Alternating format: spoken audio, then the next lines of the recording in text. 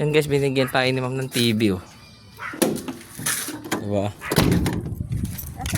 Kasi, salamat mama. Thank you po. Susunod ulit.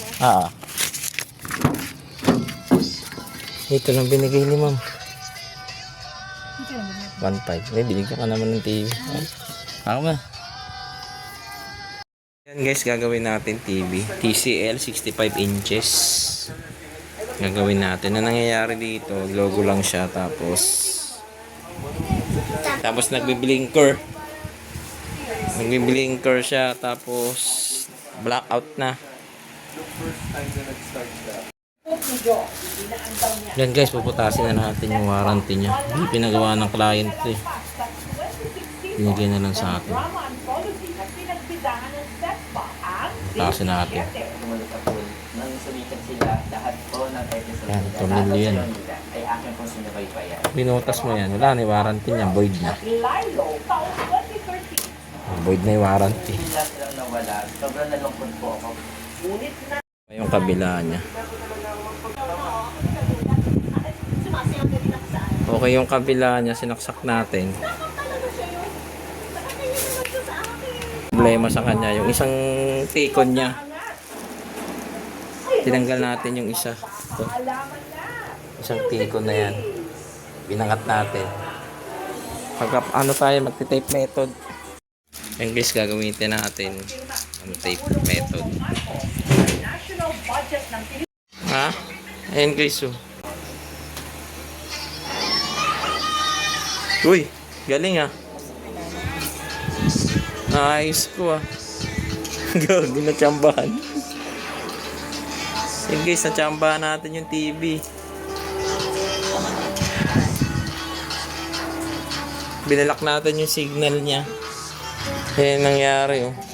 Meron na lang siyang airlines kaunti-unti. Tsambahan natin guys. Okay na yung TV ni Joliet. 65 inches.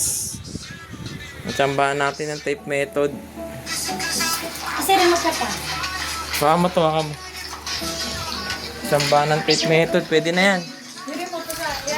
Ayan, nilagyan natin tape method oh.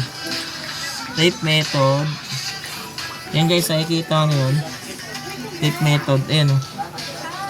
Binalak natin yung signal ng CKP gano'n. Kasi pag inopen kasi natin to, okay yung backlight niya. Ito.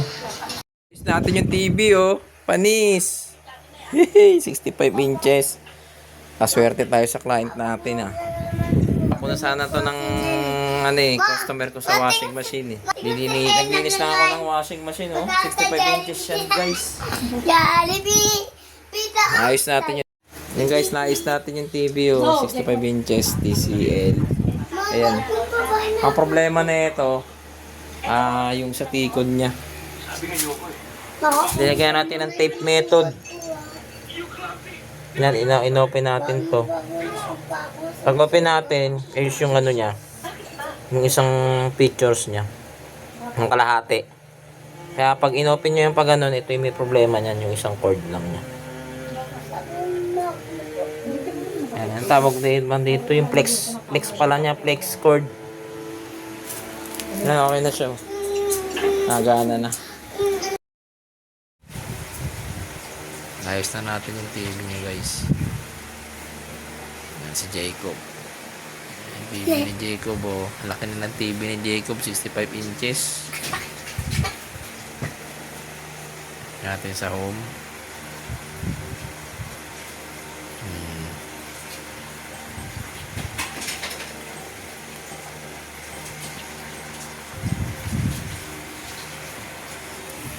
Tabi. Lihin natin. Ayan o.